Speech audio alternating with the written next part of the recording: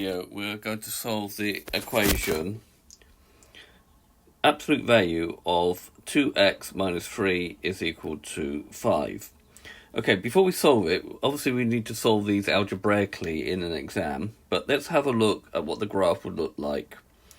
Okay, so the graph would be, the graph of 2x minus 3 would go all the way down here, and from our knowledge of graphs of absolute value function, negative bit would be reflected up here.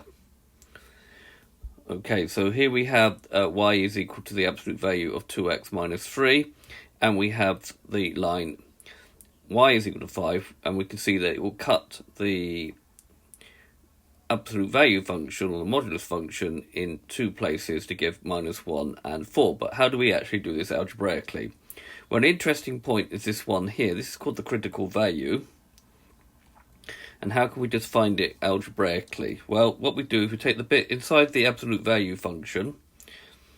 So the critical value will be the 2x minus 3 and put it equal to 0. We solve that, we get 2x is equal to 3, x is 3 over 2. So this point is 3 over 2.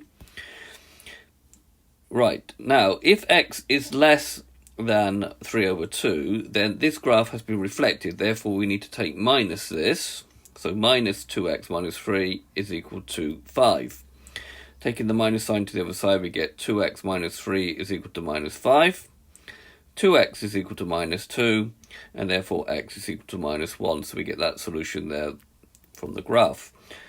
If we do x is greater than 3 over 2, so it's this part of the graph, then this part of the graph is just positive. So we're just going to be 2x minus 3 is equal to 5. We just solve that. 2x is equal to 8, x is equal to 4. We get the other solution, and therefore we've got solutions are going to be x is minus 1 and x is equal to minus 4, the ones which were shown on the graph. So this has been a video to show you how to solve an equation of an absolute value function algebraically. I hope you've understood, and I thank you very much for watching.